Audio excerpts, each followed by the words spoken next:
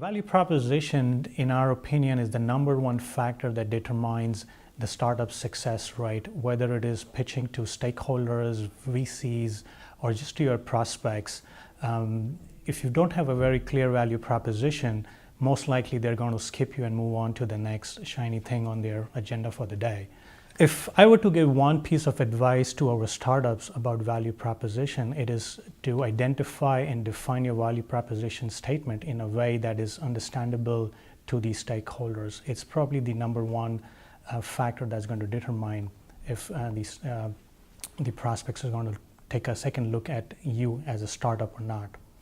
The lesser known company, the better value proposition you need to have. And that just, you can look at the examples of companies in and around you where startups like Uber that nobody knew about, they had to articulate their value proposition in a way that was understandable to the masses. And here we are not talking about technology, people who understand technology, but it could be just to the average person out there who needs to know what this Uber service is all about.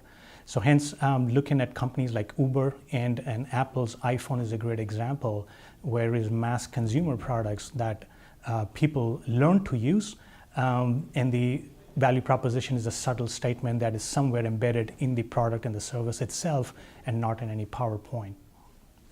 So in a nutshell, the value proposition, in our opinion, is three main aspects. One is that how does your product or service improve the lives of your customer? That is how relevant it is. The second is what is the unique differentiator of your product or solution with competing products.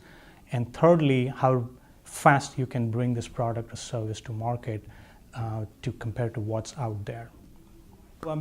In summary, the best value proposition, in our opinion, in one word, is clarity. So depending on how clear your message is, would determine how far you would go in articulating your value to your stakeholders.